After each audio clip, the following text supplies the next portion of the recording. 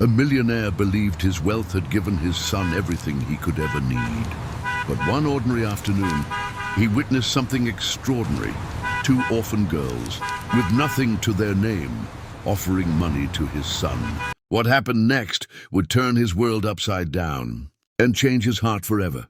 The story begins in a busy marketplace. The millionaire's young son is holding a toy he wanted to buy, but realizes he doesn't have enough money. Standing nearby are two orphan girls, their clothes worn out, carrying a small tin can with coins they collected from begging all day. Instead of keeping the little they had for food, the girls notice the boy's disappointment and quietly place their coins in his hands with a smile. The millionaire, watching from a distance, is shocked. These girls, who barely survive each day, just gave away what could have been their only meal to a stranger. The millionaire approaches them, puzzled.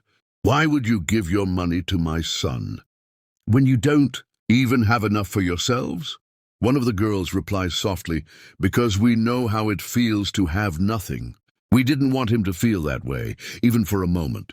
This simple answer shakes the millionaire's soul. For the first time, he realizes that despite all his riches, his son has never been taught compassion, kindness, or sacrifice, the very things these girls, who owned almost nothing, carried in abundance. For days, the millionaire could not get the image of those two fragile orphan girls out of his mind. Every time he sat at his lavish dining table, surrounded by dishes he never even touched, he thought of them, wandering somewhere out there, with empty stomachs, surviving on scraps. He ordered his assistants to find them, but no one cared enough to look seriously. So he went himself. For the first time in years, the millionaire walked the dark streets of his city without a chauffeur or bodyguard.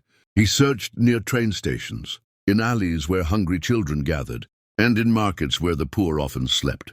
Finally he saw them, two small figures, curled up inside the broken shell of an abandoned building. The roof was half collapsed, the walls damp and cracked. They had nothing but a thin blanket that barely covered their shivering bodies. One girl clutched a tin can, their treasure chest, not of toys or sweets, but a few rusted coins they had begged for that day. The millionaire froze. His throat tightened. He had built skyscrapers, owned mansions, and could summon anything with a phone call.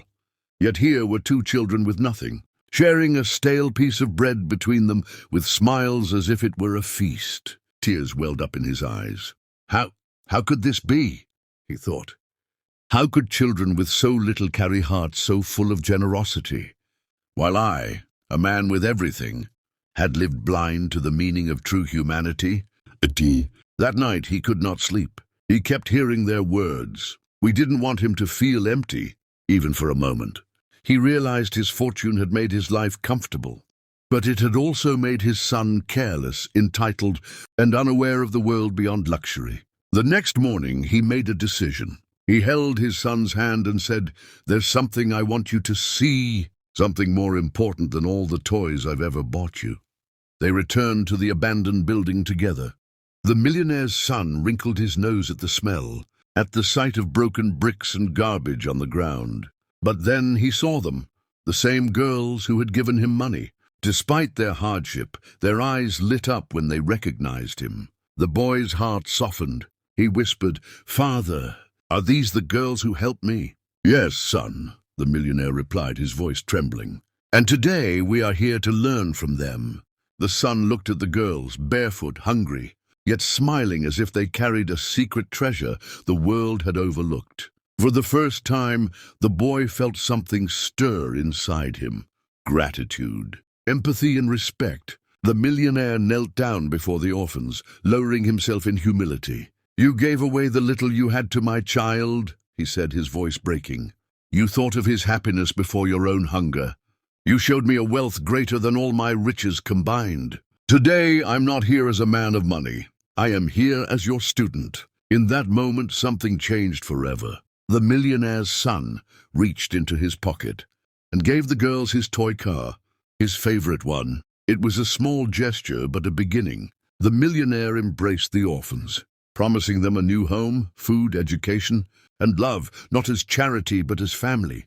And as he walked out of that ruined building, holding his son's hand in one and the girl's hands in the other, he knew the truth. Real wealth is not counted in gold or property.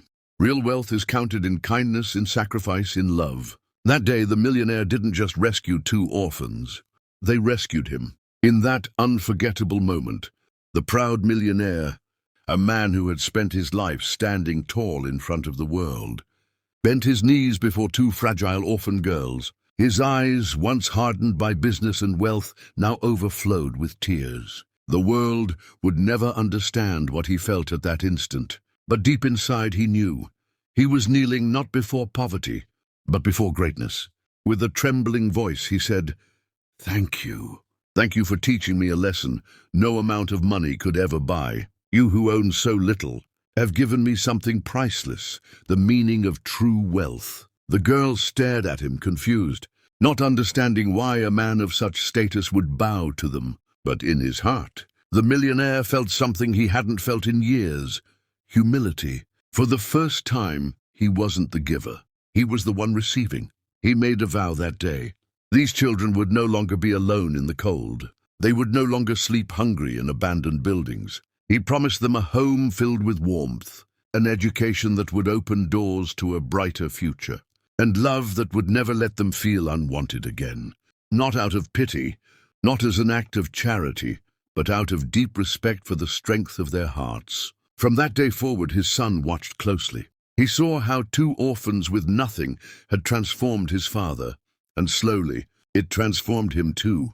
The boy began to understand that true richness doesn't come from toys, cars, or luxury.